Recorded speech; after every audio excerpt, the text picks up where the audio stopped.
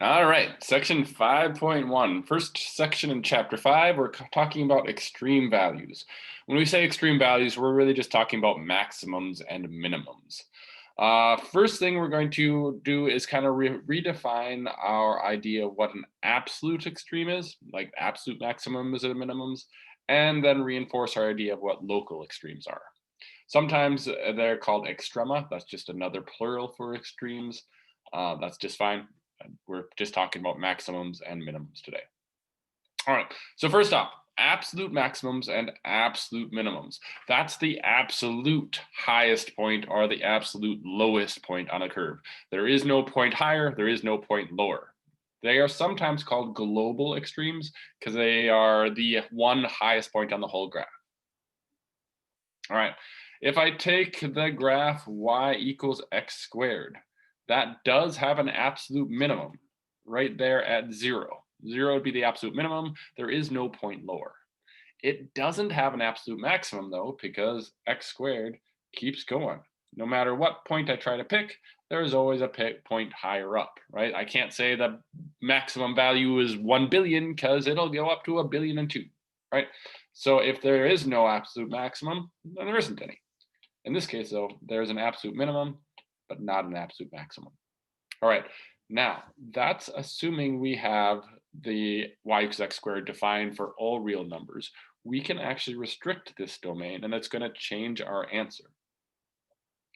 For instance, if I said I had y equals x squared, but I'm only graphing it over the x values from 0 to 2, then it'll have a minimum and a maximum. Its absolute minimum will still be there at 0, but its absolute maximum will be here at 4, because that's the highest it gets, right? At x equals 2, I'm going to have a value of 4, y equals to 4. It's not going to go any higher. That'll be my absolute maximum. We can keep going though. If I say I'm going to define x squared only from the numbers 0 to 2, but not including 0, this is where it gets a little bit strange. There is an absolute maximum at 4, right? That's the highest this function is going to get. There is no absolute minimum though, because no matter what point I pick, I can always pick something a little bit closer to 0, right? I can't point to some number and say, yeah, 0.0001 is the smallest I can get, because I can actually get smaller than that. I can't get quite to 0 because remember this parentheses means I'm not quite reaching 0, but I can get infinitely close to 0. So I can't like point at a point and say that point there, that's my absolute minimum. And if you can't do that, there is no absolute minimum. It doesn't mean it's dropping down to negative infinity. It can't go that far, but I can't point to a single location and say that point there, that one's my absolute lowest point.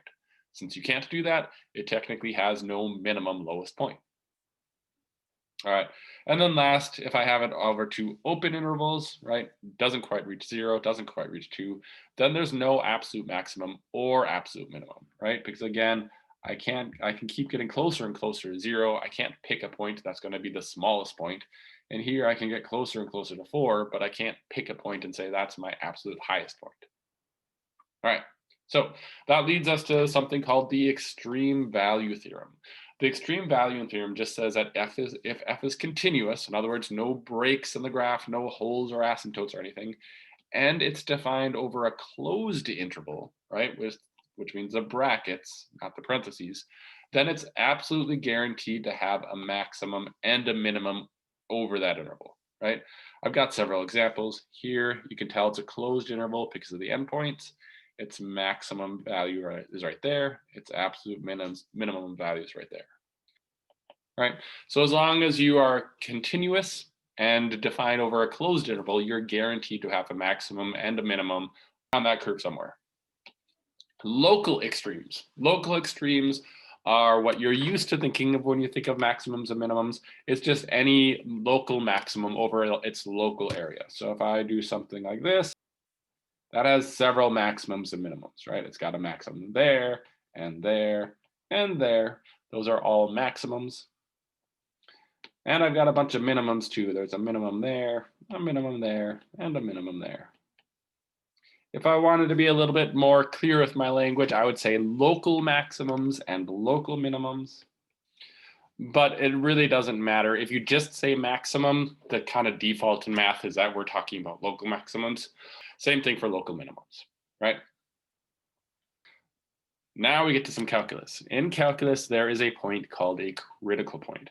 And it's going to be really important we understand that because we're going to use critical points a lot in calculus. A critical point is a point at which the derivative either equals 0 or does not exist. It's a critical point because it happens to be a point where some important things can happen. So before we talk about what, let's actually look at an example.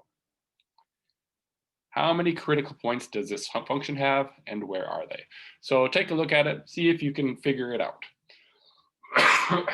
Excuse me.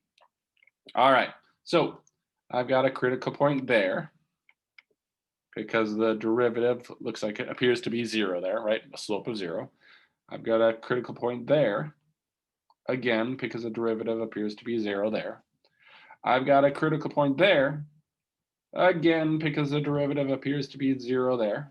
Now I'm saying appears to be 0. Let's assume there's 0 there, right? That's a flat. It's definitely 0 somewhere along those points.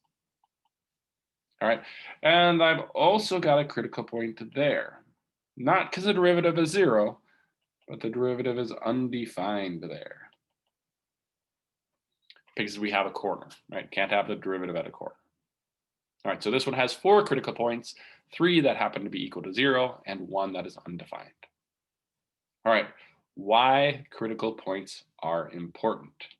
Let's identify my maximums and minimums here. And here we're only going to look at the interior ones. And we're going to ignore the endpoints. Let's assume we're open intervals, so we can't count those. But if we look on the inside, I've got a maximum right there.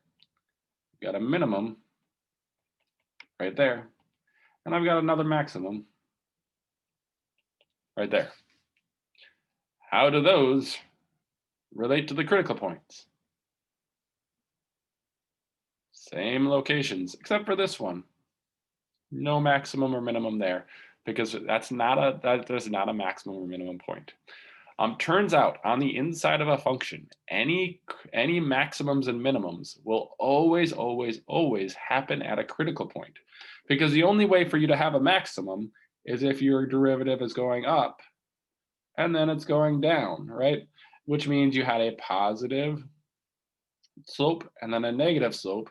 And right between that positive and negative slope, you leveled off, right? So the only way to change from a positive slope to a negative slope is either if the slope briefly equaled 0, like it did there, or if the slope briefly didn't exist. Here I had a negative slope, then it turned to a positive slope, right? Going down, then going up. That makes a minimum, but that can only happen if either I hit a value of 0, right? A slope of 0, or if the slope briefly doesn't exist.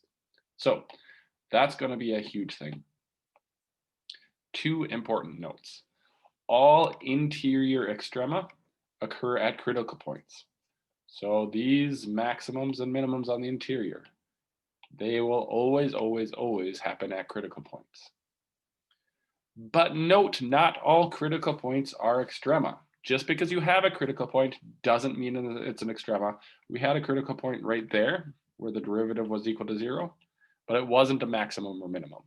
So all maximums and minimums happen at critical points, but not all critical points are maximums and minimums. Now, I did make one brief, not quite accurate statement. I said all maximums and minimums happen at critical points. I'm a little wrong there. It could also happen at endpoints, right? So the only way for an extrema to occur other than at a critical point is if it happens at an endpoint. All maximums and minimums will happen either at the critical points, those 3, or they could happen at an endpoint. If you have a closed interval with endpoints, you could have maximums and minimums at endpoints. All right, let's actually start doing that with some calculus. So here we're asked to identify the critical points and endpoints, then graph the function to identify which, if any, are extreme values. So this is an x cubed function. It looks something like this, right? However, it's actually only part of it from -2 to 5, so I don't really know what it looks like. Maybe it looks like this. Here's -2. Here's 5. Maybe it starts here, goes up, down and then back up and stands there? I really don't know. But I do know that I can find its maximums and minimums using some calculus, because I know the maximums and minimums are either going to happen at the endpoints or they're going to happen at the critical points. So let's find my critical points. Critical points are, again, where the derivative is equal to 0 or where the derivative is undefined. So we got to find the derivative. F prime of x would equal 6x squared minus 9. That's never going to be undefined, right? We find things being undefined when we're dividing by 0. There's nothing that's going to cause me to divide by 0 there. So the critical point can only happen when that thing's equal to 0. So set it equal to 0. Means 9 will equal 6x squared. That'd be 9 over 6 is the same as 3 over 2 equals x squared. That's an annoying one. I wish I picked a better problem. That's all right. I'm going to do the square root with my calculator here. The square root of 3/2 is 1.22.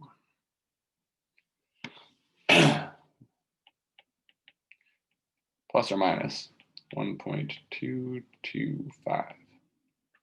All right. So what does that tell me? That tells me that my maximums or minimums could only happen at one of 4 places.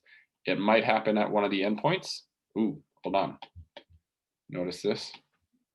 Open interval. It's not going to happen at -2 because I can't reach -2. Or it could happen at that 5. Again, if I sketched it, I don't know what my graph looks like, but at -2, I'm just going to say it starts here. Since it's an x cubed, I know what x cubes look like. It's going to go up, probably be back down, probably be back up, and then stop there at 5, right?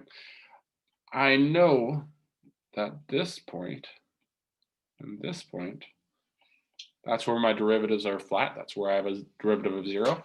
That's going to be at 1.225 and -1.225. Right? But I don't know which is the absolute maximum, because I could have a picture that looks like this. I'm just kind of making a guess. Or maybe it looks like this instead. Maybe it comes up, down, and then just a little bit up, right? Maybe my absolute maximum is actually over here instead of over there. I don't know. But one way I can find out is by graphing it. So in the future, in the very short future, we're going to find out how to figure this out by hand without a calculator. But for now, we can just use a calculator and plug things in. I'm going to find f of -1.225 just by plugging in my calculator. I'm going to do f of 1.225, and I'm going to do f of 5. Again, I'm ignoring -2 because that's an open interval there. I can't actually reach that endpoint.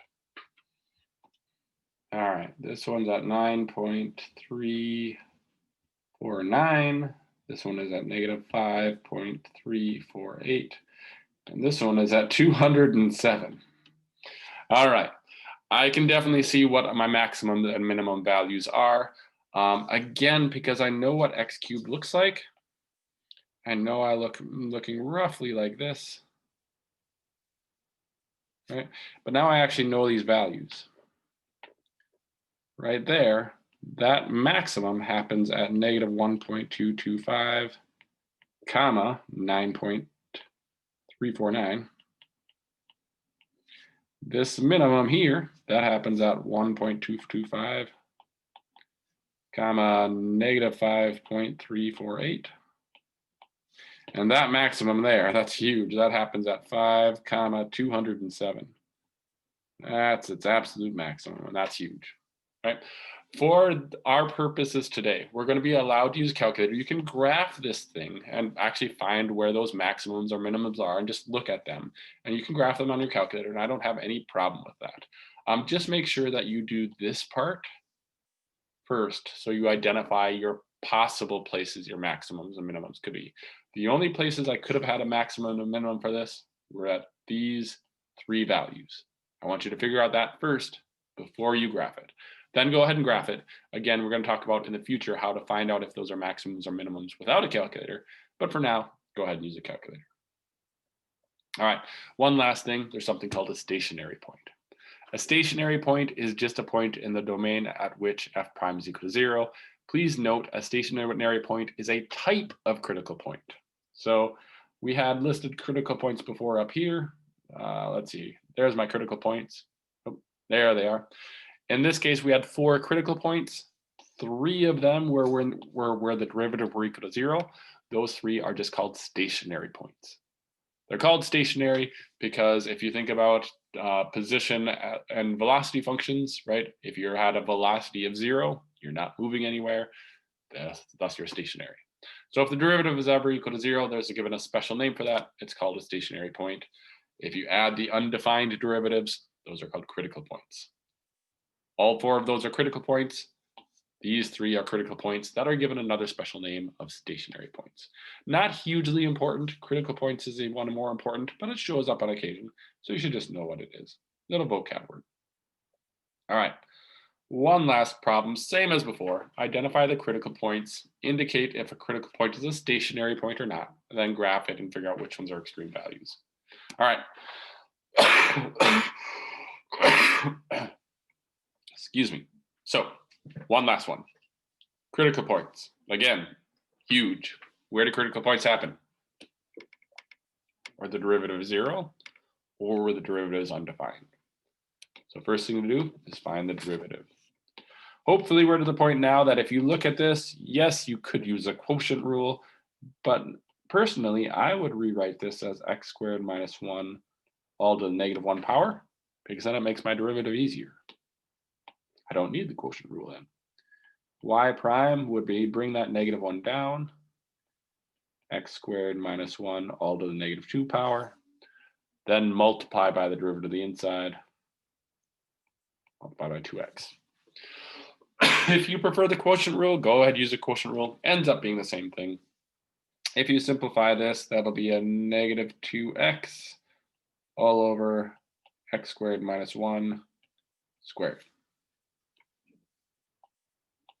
All right, now, huge. Critical points are where that thing is either undefined or 0. Let's talk about where it's undefined. Y prime is undefined at, all right, when do you have an undefined number? When you're dividing by 0. So in other words, when is this thing equal to 0? Well, it's at a plus or minus 1. If you weren't sure, you could just write it out. X squared minus 1 squared. I want to see what makes that equal 0. Well, square root both sides. X squared minus 1 would be 0, which means x squared is 1, which means x is plus or minus 1. So it's undefined at x equals plus or minus 1. So there's 2 critical points right there. All right, I'm going to erase, I'll leave that for showing my work. Why not? Y prime is equal to 0 at, all right, what would make that thing equal to 0? Whenever the numerator is 0, right? 0 divided by something is 0. So what would make the numerator 0? Well, there's only one thing, 0. If you're not sure, you could do the same thing. What would make that numerator equal to 0?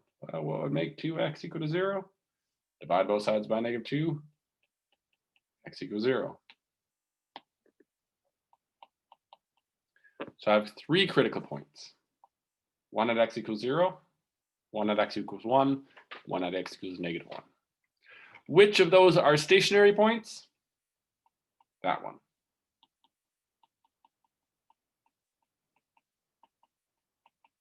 That is a stationary point because that's where the derivative is equal to 0. Those are the only 3 possibilities of having maximums or minimums. Nowhere else in the graph am I going to have a maximum or a minimum. So again, in the future, we're going to show you how to be able to tell from hand if you have maximums or minimums. At this point, we're just going to graph it and identify it. So I'm going to take my calculator and I'm going to graph this function, and we're going to see what it looks like. All right. Here's a function when I graphed it. Again, our critical points were at x equals -1, x equals 0, and x equals 1. Now, again, it's important to note, critical points, those are the only points I could have maximums or minimums. It doesn't mean there has to be a maximum or minimum there. Now that I've graphed it, I can look here at -1. I have an undefined there. It's definitely not a maximum or a minimum. At 1, definitely not a maximum or a minimum. But at 0, right there, there is going to be a local maximum, right? It is the highest point in the curve in that local area. So at 0, this one is a local maximum. At -1 and 1, that's neither a local maximum nor a local minimum. Didn't work out that there are maximums or minimums this time. All right, that is it. Your assignment is to do 5 through 8 on the quick review of section 5.1. It'd be a good review. Make sure you have our stuff down. And then 3 and 7 through 28, every third problem in the 5.1. There is a note here, 7 through 28 have a gray background, which we've talked about before. That means they're intended to be solved without a calculator. But as I was saying before, for our purposes, go ahead, use your calculator to graph the function and identify your maximums and minimums. Just make sure you only do it after you have identified your critical points, after you identified the points that could be your maximums and minimums. All right. See you later.